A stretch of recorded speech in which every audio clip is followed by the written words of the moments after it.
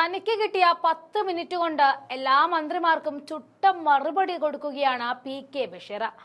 ആളില്ലാത്ത ഗോൾ പോസ്റ്റിലേക്ക് ഗോളടിക്കുന്ന പോലെയാണെന്ന് പറഞ്ഞു തുടങ്ങിയ തീപ്പൊരി പ്രസംഗം ഭരണപക്ഷത്തിന്റെ നെഞ്ചത്ത് തന്നെ കൊണ്ടു. ആ വീഡിയോ ദൃശ്യങ്ങൾ കാണാം. ശ്രീ പി.കെ. ബഷീർ 10 മിനിറ്റ് അങ്ങേക്ക് സംസാരിക്കാം. സർ, ആളില്ലാത്ത പോസ്റ്റിക്ക് ഗോൾ അടിക്കണ എന്റെ പ്രസംഗം. കാരണം എന്താ അറിയോ, 19 മന്ത്രിമാർ അവിടെ ഇല്ല, ധനകാര്യമന്ത്രി ഇല്ല. ഇങ്ങക്ക് എവിടെയാണ് ഒരു ജനാധിപത്യ ബോധം ഉള്ളത്? ആർക്കാണ്? എന്ത് മന്ത്രിമാര്? ധനകാര്യമന്ത്രി അല്ലേ മറുപടി പറയണ്ടേ? നിങ്ങൾ ആരെങ്കിലും പോയി അവിടെ പറയോ? ആരില്ല, ഇല്ല, വെറുതെ പറയണ്ട, ഇരുന്നോളെ അവിടെ. ഞാൻ ഇങ്ങനെ കരുത് ഉരുളണ്ട. സർ സർ കേന്ദ്ര ബഡ്ജറ്റ് നമുക്ക് എണ്ണ എടുത്ത് ഏൽപ്പിച്ചു തന്നു. സംസ്ഥാന ബഡ്ജറ്റ് ബാലഗോപാൽ അത് കുളിപ്പിച്ച് തന്നു. ഇതൊരു പോയിന്റ് ഇല്ല. പൊന്നാരി സുബാൽ അവിടെ ഇരിക്ക്. സർ, ഈ ബഡ്ജറ്റില് സർ, ഈ ഗവൺമെന്റ് സർ എന്താ നിങ്ങൾ പറയണത്? പെൻഷന്റെ കുടിശ്ശിക സമയബന്ധിതമായി കൊടുക്കും എന്നാണ് ധനകാര്യമന്ത്രി പറയുന്നത്. Please down. സർ, സമയത്ത് കൊടുക്കാത്തതിനെയാണ് സർ കുടിശ്ശിക എന്ന് പറയുന്നത്. അത് സമയബന്ധിതമായി കൊടുക്കും എന്നാണ് മന്ത്രി. എന്തൊരു ഏർപ്പാടാ! നിങ്ങൾ ആരോടാ അതൊക്കെ പറയണത്? പിന്നെ നിങ്ങൾ പറയണത് ഇപ്പൊ ഇവിടെ വലിയ കാര്യം, ആദ്മി പാർട്ടി ഡൽഹിയിൽ ജയിച്ചു, തോറ്റു, അതിനാണ് നിങ്ങൾക്ക് സങ്കടം. ഞാൻ CPI-ക്കാരോടും CPM-നോട് ചോദിച്ചു, എന്തിനാ നിങ്ങൾ മത്സരിച്ചാ പോയത്? ഇല്ല, 247 വോട്ടും 347 വോട്ടും ആദ്മിക്കാർ കൊടുത്താൽ പോരല്ലോ. പോരെ, എന്തിനാ അത് എന്തിനാ നിങ്ങൾ മത്സരിച്ചേ? Why should you contest the election?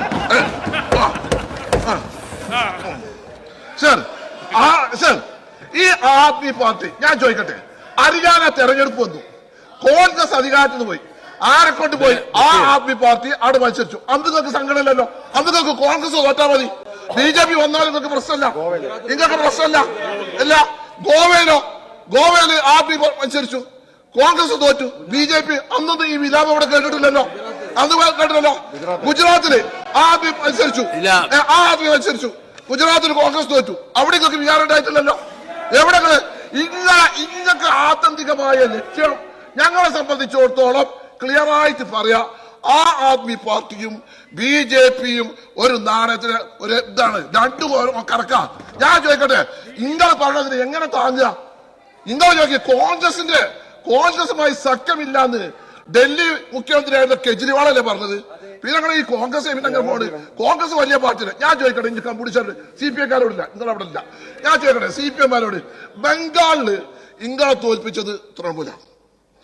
ആ ബംഗാളില് തൃണമൂലിനെ തോൽപ്പിച്ചപ്പോ നിങ്ങൾ തൃണമൂലിനെ തോൽപ്പിക്കാൻ വേണ്ടിയിട്ടാണ് ആരെ കൊടുക്കുന്നത്? കോൺഗ്രസിന്റെ കൊടുക്കുന്നത്. തൃണമൂല് തോറ്റാൽ രാജ്യവന് BJP. പിന്നെന്താ ഈ പറയാം?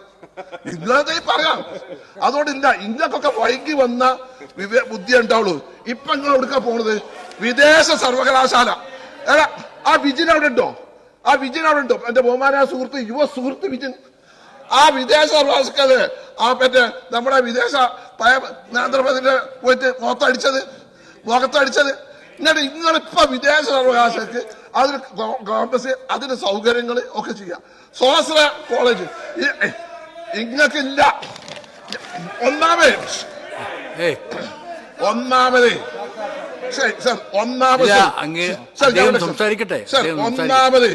ഇങ്ങളെ പറഞ്ഞിട്ട്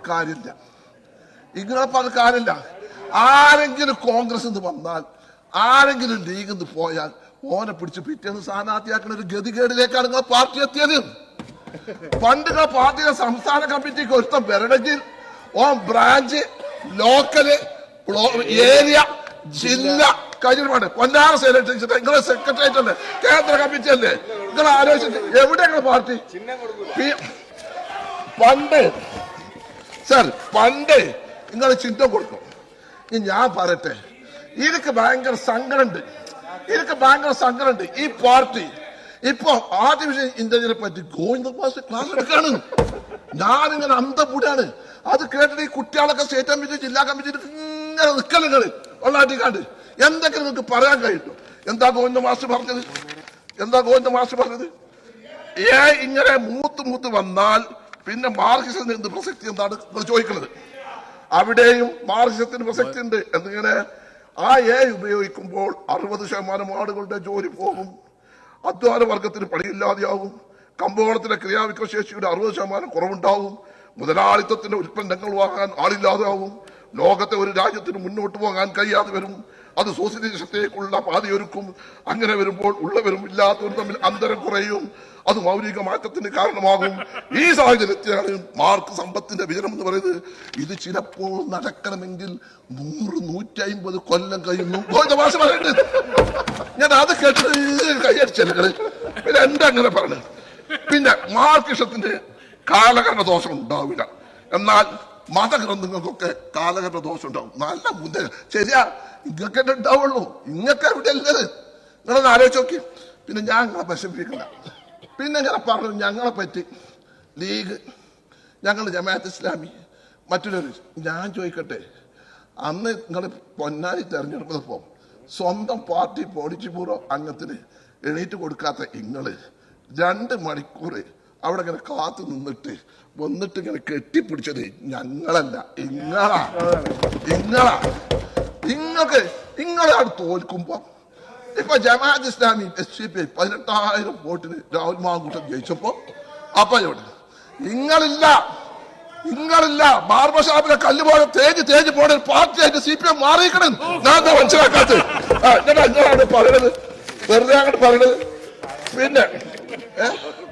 പിന്നെ സർ, ബഹുമാനപ്പെട്ട ധനകാര്യമന്ത്രിയോട് ഞാൻ ചോദിക്കട്ടെ സർ,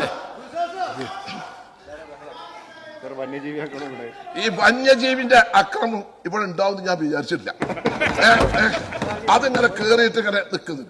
സർ, ബഹുമാനപ്പെട്ട ധനകാര്യമന്ത്രി, നിങ്ങൾ കടം എടുക്കണ പൈസയിൽ 92% നിങ്ങൾ കടം തിരിച്ചടക്കാനാ കൊടുക്കുന്നത്. 8% നാട്ടിലെ ഒരു കാര്യത്തിന് വരുന്നുള്ളൂ. എവിടെയാണ് നിങ്ങൾ ഈ കാര്യങ്ങളൊക്കെ നടത്തുക? സർ, തൊഴിലില്ലായ്മ ഇവിടെ ബഹുമാനപ്പെട്ട രാജീവ് സാർ നിങ്ങൾ തിരിക്കണം. നിങ്ങൾ വ്യവസായ മന്ത്രിയാണ്, പ്ലീസ്. നിങ്ങൾ കേരളത്തിന്റെ വ്യവസായ മന്ത്രിയാണ്, അത്യാവശ്യം ഒരു ബോധമുള്ള മനുഷ്യനാണ്. അതുകൊണ്ടാണ് സർ 7.2% സർ നമ്മളെ ഇവിടുത്തെ തൊഴിലില്ലായ്മ നിരക്ക്. ആ നമ്മുടെ തൊഴിലില്ലായ്മ നിരക്ക് കേന്ദ്രത്തിലോ 3.2. എന്താ കാരണം? അത് നിങ്ങളൊന്ന് പറയണം. എങ്ങനെ പറ്റി നമ്മുടെ തൊഴിലില്ലായ്മ എത്ര ദുർബലമായത്? ദുർബലമായ സമ്പത്ത് അതിന്റെ പ്രശ്നം തന്നെയാണ്. പൈസ അല്ല, തൊഴിലുണ്ടാക്കാൻ കഴിയില്ല. നിങ്ങൾ ഉഷാറാണ്. നിങ്ങളെ 12 പൊതുമേഖലാ സ്ഥാപനങ്ങളിൽ 1-ാം തീയതി ശമ്പളം കൊടുക്കാൻ കഴിയില്ല. പിന്നെ നിങ്ങൾ നോക്കണം, നിങ്ങൾ അധ്വാനിക്കുന്ന തൊഴിലാളി വർഗത്തിന്റെ പാർട്ടിയാണ്. ഒരുത്തം അധ്വാനിച്ചാൽ അവന്റെ വിയർപ്പ് ഒട്ടുന്നതിന് മുമ്പ് അവന് കൂലി കൊടുക്കണമെന്ന് പഠിപ്പിച്ച മതത്തിന്റെ അനുയായികളായ ഞങ്ങൾ, അത് സോഷ്യലിസം വരും എന്ന് പറയുന്ന നിങ്ങളിപ്പോ ശമ്പളം 6 മാസത്തിന് കൊടുക്കുന്നുണ്ടോ? നിങ്ങൾ കൊടുക്കുന്നുണ്ടോ? ഇല്ലല്ലോ. 12 മാസം. നിങ്ങൾ 12 പൊതുമേഖലാ സ്ഥാപനങ്ങൾ, ഞാൻ പറഞ്ഞല്ല, എക്കണോമിക് റിവ്യൂ അതിന് നോക്കണം, അത് വായിക്കണം. അതിന് വായിച്ചിട്ട് നിങ്ങൾ പറയണം, അത് പഠിക്കണം, അത് പറയണം. ചില ആളുകൾ ബുക്ക് വായിച്ചിട്ട് ഇങ്ങനെ പറയും, നമ്മളിത് കാണാപ്പാടം പറയാം നിങ്ങളോട് കേട്ടോ. അപ്പൊ അത് നിങ്ങൾ മനസ്സിലാക്കണം. പിന്നെ മന്ത്രിനോട്, കേന്ദ്ര ഫണ്ട് നിങ്ങൾക്ക് എങ്ങനെ കിട്ടുക? ഫിനാൻസ് മിനിസ്റ്റർ, നിങ്ങൾ ആ പൈസ ചെലവായിക്കളില്ലേ സമയത്ത് നിങ്ങൾ യൂട്ടിലൈസേഷൻ സർട്ടിഫിക്കറ്റ് കൊടുക്കുന്നുണ്ടോ? നിങ്ങളൊരു ആത്മപരിശോധന നടത്തണം. നിങ്ങൾ കൊടുക്കണില്ല. നമ്മൾ വെറുതെ പറഞ്ഞിട്ട് കാര്യമുണ്ടോ?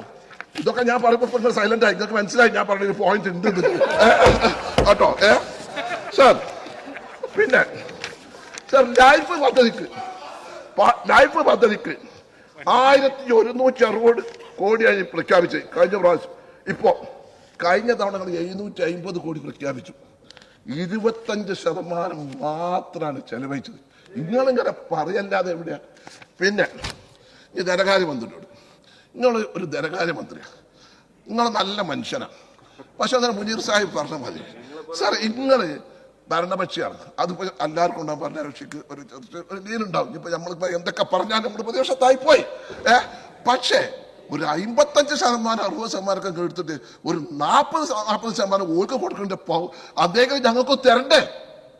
നിങ്ങളതാ ചെയ്തത്.